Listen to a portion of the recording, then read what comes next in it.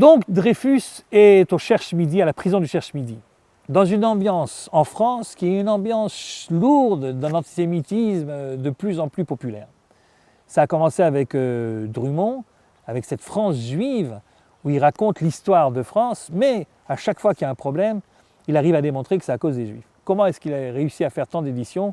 Vous savez, à chaque fois qu'on achetait son livre et qu'on le lisait, eh bien, on écrivait « Ah, Monsieur Drummond, si j'avais su que vous parleriez de ça, vous m'auriez dit, je vous aurais expliqué comment mon voisin, tel juif, a fait telle chose, comment il a fait une autre chose, etc. » Les débuts, si vous voulez, de la délation qu'on connaîtra plus tard dans les années noires. Et Drummond rajoutait toutes ces lettres et au fur et à mesure que les éditions avançaient. Pendant ce temps à l'armée, il y avait un bureau qui s'occupait des renseignements généraux, qui venait à peine d'être mis sur place et qu'on appelait discrètement le bureau des statistiques. Il y avait là-bas toutes sortes de méthodes pour essayer de savoir qu'est-ce que l'Allemagne préparait. Et bon, la France et l'Allemagne étaient en paix depuis la défaite de 1870, il y avait donc une ambassade d'Allemagne à Paris. Et il y avait là-bas une dame qui s'appelait Madame Bastian et qui faisait le ménage. Et à chaque fois qu'elle faisait le ménage, elle jetait donc ce qu'il fallait jeter à la poubelle. Et un jour, quand elle sort de l'ambassade, un homme, le commandant Henri, qui travaille au bureau des statistiques, lui propose de lui payer le double de ce qu'elle gagne d'habitude en faisant le même boulot. La seule chose, c'est qu'au lieu de jeter la poubelle de l'ambassadeur, elle doit lui transmettre dans un sac toutes les semaines, à la même heure, sur un banc, et puis elle prendrait un autre sac absolument identique mais vide que Henri lui apporterait. Évidemment, toute contente de pouvoir ainsi doubler son salaire, elle accepte Madame Bastian. Et le commandant Henri, tous les soirs, tous les vendredis soirs, quand il rentre chez lui, il essaie de reconstituer les morceaux du puzzle de ces lettres qui ont été déchirées par l'imprudent ambassadeur et également les conseillers d'ambassade qui se trouvent là-bas dans cette ambassade d'Allemagne. Et un jour, en reconstituant un document qu'on va appeler le bordereau dans l'affaire, eh bien on s'aperçoit qu'il y a un traître. On s'aperçoit qu'il y a un traître puisque le document, évidemment, il n'est pas signé, mais il parle d'un certain nombre de choses, notamment, je vous lis les points essentiels, une note sur le frein hydraulique du 120 et la manière dont s'est conduite cette pièce, une note sur les troupes de couverture, une note sur une modification en formation de l'artillerie, une note relative à Madagascar. Vous vous rappelez, ce sont exactement les termes de la dictée, de la fameuse dictée du Paty du Clam lorsque Dreyfus a été arrêté. Lorsque ce texte arrive dans les mains du bureau des statistiques, tout le monde se rend compte qu'il s'agit d'un traître, que ce traître a accès à différents bureaux de l'état-major, sauf qu'il y en a tellement que ce n'est pas évident de le retrouver. Et alors, on finit par obtenir la liste de tous les officiers et stagiaires d'état-major, et un des membres du bureau des statistiques tombe tout d'un coup sur le nom de Dreyfus, un nom à consonance germanique, un nom à consonance juive, et il dit « mais c'est sûrement lui ». Arrêtez d'essayer de comparer les écritures des différents officiers stagiaires, c'est certainement lui puisqu'il s'appelle Dreyfus. Et alors on sort le dossier Dreyfus de l'armée et on essaie de comparer les écritures, on s'aperçoit que certaines formes de lettres ressemblent, d'autres ne ressemblent pas, comme c'est le cas sans doute pour la plupart des écritures qu'on essaierait de comparer. Mais l'opinion est déjà faite, l'affaire est entendue, c'est certainement lui. Commence alors une enquête discrète au départ. Quelles sont les motivations? Pourquoi est-ce que Dreyfus aurait trahi la France? On s'aperçoit que c'est un bonhomme qui n'a pas d'histoire en fait, pas de dette, il ne joue pas, il n'a pas de maîtresse, tout va bien. Son frère est riche, donc il n'a pas de problème d'argent non plus. Et là, on se dit, il faudrait quand même que l'affaire avance. D'autant qu'on a déjà prévenu le gouvernement, qu'on a trouvé un traître et que c'est un juif. Et finalement, comme l'affaire n'avance pas et comme on n'arrive pas à avoir de preuves, alors c'est du Paty de Clam qui a cette idée extraordinaire de faire une mise en scène, de créer un guet-apens, d'inviter Dreyfus à une soi-disant passage en revue des troupes des officiers, et à ce moment-là, le confondre. Le but était qu'il avoue, et s'il n'avoue pas, eh bien, on sera obligé de l'arrêter, de le mettre en prison, et on trouvera les preuves après. Le mieux, ça serait d'ailleurs qu'il avoue, et ensuite qu'il se mette une balle dans la tête. Mais comme nous l'avions déjà vu la dernière fois, Dreyfus n'a pas l'intention de se suicider, ni de faire des aveux. Il arrive donc à la prison du Cherche-Midi, et le commandant de la prison, Forzinetti, qui avait préparé le cachot, comme on lui avait demandé, regarde ce Dreyfus par le Judas de la porte, de la cellule et très rapidement, son opinion est faite, ce Dreyfus ne se comporte pas comme un coupable. Dreyfus est jeté dans ce cachot et il devient fou. Et il n'arrête pas de crier « Mais je suis innocent, je suis innocent !» Et puis à un moment, il s'assoit sur la petite chaise qu'il y a dans le cachot et puis il est prostré, il regarde face à lui sans rien dire. Et au bout de 3 minutes, de nouveau, il se lève, il crie « Je suis innocent, je suis innocent !» À un moment, il se cogne la tête contre les murs de la prison. Forzinetti est à 2 doigts d'intervenir, il va se faire mal.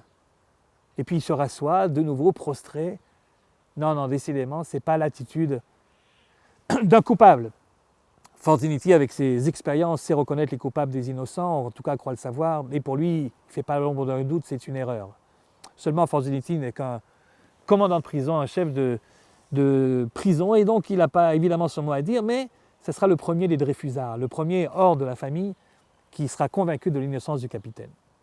Tous les jours, Dupaty vient le joindre et puis lui fait subir des dictées.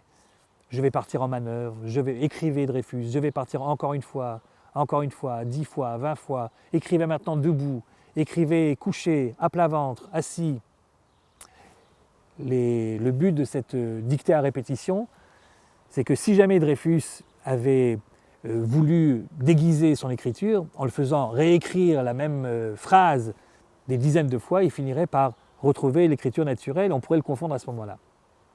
Mais Dreyfus, évidemment, comme il n'a pas déguisé son écriture, écrit de la même façon des centaines de fois. Et il devient de plus en plus fou. Sa femme aussi. Lucie ne l'a pas vu rentrer, et elle aussi, morte d'inquiétude, court le lendemain pour essayer de voir qu'est-ce qui s'est passé et si quelqu'un l'a vu. Et c'est là que Dupaty la reçoit et lui dit « Chère madame, c'est une question de guerre ou de paix. Votre mari est en lieu sûr, je ne peux vous en dire plus, ne le dites à personne, pas un mot. » Elle se retient donc d'appeler son beau-frère Mathieu parce que ce fou, ce Dupaty, lui a fait croire que son Alfred, son Dreyfus, de lui dépendrait la guerre ou la paix du pays. Elle ne dit rien jusqu'au jour où l'affaire traînant, le gouvernement s'impatiente. Alors, on le fait ce procès, vous avez les preuves? Et l'état-major qui dit non.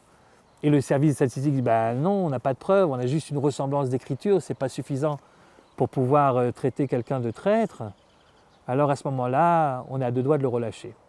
Mais Henri ne veut pas qu'on le relâche, parce que pour Henri, c'est l'affaire de sa vie.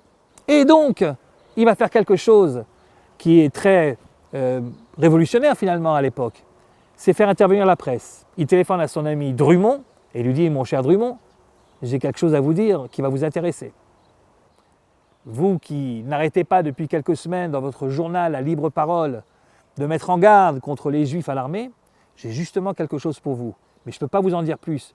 Venez, rencontrons-nous dans un café de la capitale. » Et c'est ainsi que Drummond et Henri se rencontrent et que Henri lui explique « Nous avons un traître, mais le gouvernement, qui est un gouvernement de lâches, fait tout pour qu'on le remette en liberté. La juiverie est en émoi, faites quelque chose, je vous fais confiance. » Et en effet, le lendemain, dans la Libre Parole, qui est donc le journal antisémite de Drummond, sur toute la première page, 5 colonnes, gros titre, « Est-il vrai qu'on a arrêté un officier juif pour trahison?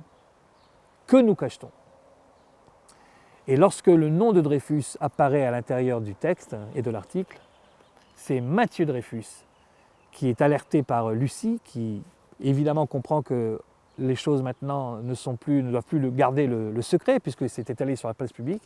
Et Mathieu prend le premier train pour la gare de l'Est pour essayer d'y voir plus clair et d'aider Lucie. Quand il descend de la gare de l'Est, il voit dans le kiosque d'à côté des piles de journaux de Libre Parole où son nom, à lui, Dreyfus, s'étale en grosses lettres. Fou de rage, il achète toute la pile. Évidemment, c'est un petit peu stupide parce qu'il y a d'autres journaux qui sont dans d'autres kiosques.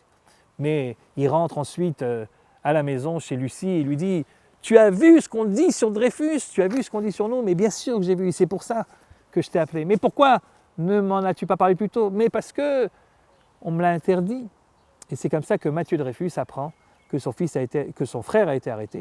Et il va devenir ce que Péguy appellera le frère admirable. Sauf que personne ne veut être son avocat. Tout le monde a peur de prendre la défense d'un traître et d'un traître juif de surcroît.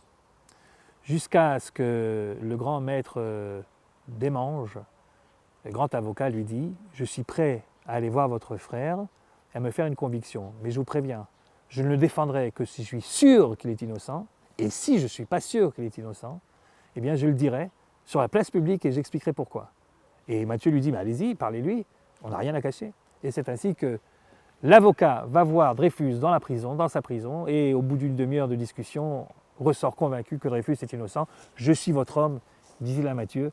L'affaire Dreyfus peut finalement commencer.